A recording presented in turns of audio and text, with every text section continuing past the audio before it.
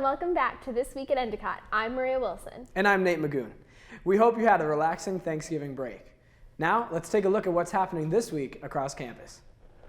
On Wednesday at 5 p.m., head over to the Little Theater for cultural presentations. Also at 5, the Marketing Club presents Re-Envisioning Your Resume in partnership with Adobe. This InDesign workshop allows you to amp up your resume so it stands out among the competition. It also counts for SONA credit. It'll be taking place in LSB 247. At 5:30 p.m., head over to the LSB Auditorium for Industry Nights dedicated to good. Come hear from top companies on how they are dedicated to good, either in their market niche or a philanthropic foundation that is helping others. Make sure to check it out. Also at 5:30, men's basketball will be head-to-head against Curry in the McDonald Gymnasium. Be sure to support your fellow athletes. And at 7 p.m., CAB is hosting friendship bracelet making in Lower Callahan. At 7:30, head on over to the amphitheater to join the Outdoor Adventure Club for some s'mores by the fire. Get to make some new friends and learn more about their exciting club. At 7:30, women's basketball will be taking on Curry in the McDonald Gymnasium. Good luck, Gulls. On Thursday at 5 p.m., celebrate the beginning of the holidays with Endicott's annual Festival of Light kickoff in the chapel. Also at 5 p.m., get to know the disorderly doctor and how his character has had an impact on the television industry. Stop by AC 261 to join the friendly discussion, enjoy some pizza, and play What Would House Say? At 6 p.m., there will be a population education workshop in AC 210. Population education is the only national program with a strong emphasis on curriculum and professional development for K-12 educators that focus on human population issues. Be sure to check this out. Also at 6 p.m., the North Shore CDC No Place Like Home auction will be taking place at the Peabody Essex Museum. Help out with this event activities such as check-in, auction items, raffles, and more. Email lrawls@endicott.edu for more information and to sign up. At 7 p.m., Lower Callahan will be hosting Gloga Flow in the dark featuring blacklight yoga. You can sign up through your Blue Buzz email. Be sure to bring your own mat if you have one. At 8 p.m., the River House Homeless Shelter is looking for volunteers for meal deliveries. 30 minutes in a vehicle is all it takes to do your part at the fight against hunger. At 9 p.m., it is 21 plus night in Gullies. On Friday at 9:30 a.m., the Community Giving Tree is looking for volunteers to help sort and organize donations and work with social service partners to distribute the essentials to local families in need. You can sign up to do your part through the Blue Buzz email. At 12 p.m., the Career Lab will be hosting Negotiating Your Salary in order to help you become better educated about workplace benefits and how to negotiate job offers. The guest lecturer will be Cindy Richards, the Director of Internship. This great opportunity will be taking place in Gullies. At 2 p.m., Landmark Happy Hour is looking for volunteers to set up, serve refreshments, engage with residents, and clean up. You can get more information and sign up through your Blue Buzz email. At 6 p.m., Northeast Arc is looking for volunteers to join in their Friday night happenings. Northeast Arc is located in Danvers and delivers lifelong support services for people with developmental disabilities. Make sure to sign up through your Blue Buzz email. Also at 6 p.m., head on over to the Field House for a fun night of pickleball. All are welcome. And at 7 p.m., men's ice hockey will be going up against Wentworth in the Bork Arena. Make sure you head on over and support the team. At 8 p.m., Gullies is hosting a paint night. Let your creative side out and enjoy a relaxing night with friends. You can sign up through the link in your Blue Buzz email. Also at 8 p.m., Late Night Loco will be hosting candy sushi making. Head on over to make your own sweet treats. On Saturday, the New York City trip will be taking place. The cost is $125 and includes transportation, a ticket to the 9/11 Museum, and a ticket to the Christmas Spectacular. The bus will be leaving at 4 a.m. and you can sign up through the link in your Blue Buzz email. At 4 p.m., there will be a Make-A-Wish fundraiser taking place that will include 3 free rounds of bowling if you're able to get 5 donors to donate 5 cents for every pin you knock down. All proceeds will go to the Make-A-Wish Foundation. Email aroads@endicott.edu to sign up. On Sunday at 11 a.m., there is a bus trip to Market Street in Linfield for a day of shopping and skating. Meet at the Post Center bus stop. At 5:40 p.m., volunteers are needed for Santa's Helping Hands, where they go holiday toy shopping for families in need. You can sign up through the link in your Blue Buzz email.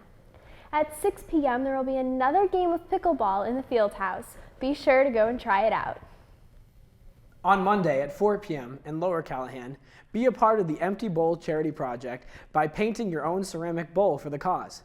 Later at 7 p.m., it's DIY snow globes. On Tuesday, take some time to jingle and mingle with some of the great clubs and organizations on campus, starting at 7 p.m. in the Courtyard Cafe. After, at 8 p.m., enjoy a festive movie night and a snack in Lower Callahan. And now we turn to Tori and Pat for sports. Hello and welcome to EC Sports. I'm Pat O'Donnell. And I'm Tori Horton. Here's a recap of how our Gulls performed this past week. Endicott men's basketball freshman guard Kyle Henderson has been named the CCC Rookie of the Week. Henderson scored a career-high 26 points in the Endicott's 101-96 loss against the number 17 national-ranked Middlebury on November 25th. In 28 minutes of play in time, Henderson hits 9 of 17 from the field, including 3 three-pointers. He also grabbed 6 rebounds and handed out 3 assists. Endicott's junior Keith Brown eclipsed the thousandth career points platoon on the game, finally made baskets via another three-pointer. Brown is now the 16th student athlete in program history to register 1,000 career points. Brown also is the second fastest student athlete to accomplish the feat and is the 6th student athlete to break the 1,000-point threshold in his junior season.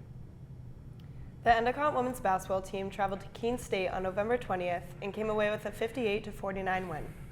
The Owls went on a 7-0 run to start the first quarter, but the Gulls came back to tie the game at 10-10 by the end of the frame. Keene and Endicott continued to battle in the second quarter, but the Owls took a 23-18 advantage at the half. While there were several ties and lead changes throughout the third and fourth quarters, with under 4 minutes remaining, the Gulls gained the lead for a good and secured the victory. Congratulations to the Endicott football head coach Paul McGonigal, who has been named the Goran Iron Club of Greater Boston NCAA Division II-III Coach of the Year. Endicott football student athlete Nick DiCrisio and Kau Alu Goodman and Will Rivera have all been named the New England Football Writers College Division All-New England team. The Endicott's women ice hockey team traveled to Williams on November 20th and were ultimately edged 4-3. The Fs jumped out to a 1-0 advantage in the first period, adding 2 more tallies in the second. Endicott cut the deficit to 3-1 when Jade Meyer scored on a power play opportunity. The Gulls opened the third period with a tally from Carolyn Hughes to bring the game within 1 goal, but the Fs responded, extending their lead 4-2. Endicott continued pressuring offensively, which resulted in a goal from Lauren Farrellow. However, Williams was able to hold on to secure the 4-3 victory.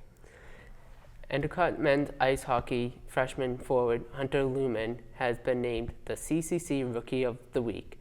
Lumen recorded a number of firsts in the Gulls' 7-1 win over Salem State on November 25th, scoring his first college goal, his first game-winning goal, and attending his first multi-goal game as Endicott improved to a record of 6-1-0, all-time record versus Salem State. 2 Endicott's men's soccer student athletes were named to the United Soccer Coaches NCAA Division III All-New England Region team. Connor Couchot and Evan Couchot were both selected to the All-New England second team following a 2018 season in which she was named the CCC Defensive Player of the Year. Sophomore Kadriana Letts has been named to the United Soccer Coaches Division III All-New England second team. That's all that we have in EC Sports for this week, Gulls. Get out there and support our teams. And now for Get Agricultured with Amy, with our special guest, Tony. Hello, and welcome back to Get Agricultured. I'm Amy Couture, and this week I'm going to tell you how to tan a sheepskin. Today I brought Tony with me to help show you a closer look into this process. Once you pick up your sheepskin from the butcher, you dry it out with salt, which helps preserve it. You first place the skin in a dark shaded area with the flesh side facing up. This is also the time to cut off any parts of the animal that still might be remaining, like the ears, legs, or tail. Once this is done, you rub the salt into the skin and sprinkle the rest onto the skin. You will use about an average of 5 pounds of granulated salt per skin.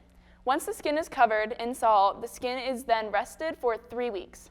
Next, you soak the salted skin in clean water using a watering can or a hose.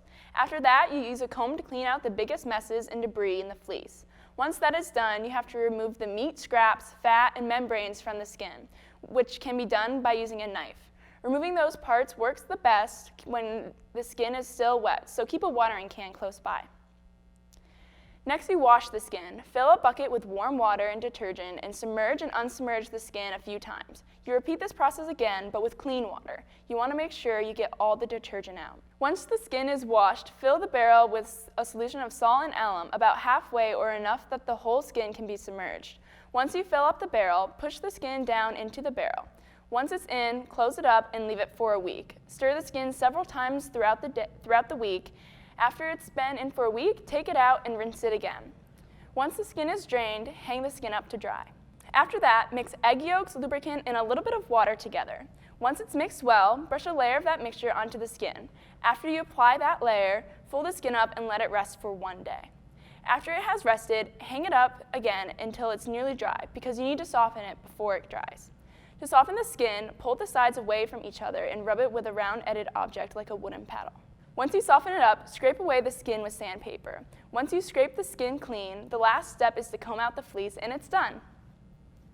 And that's all I have for you this week on Get Agricultured. I'll see you next time. That's all we have for this week, Gulls. Thanks for tuning in, and we'll see you next time.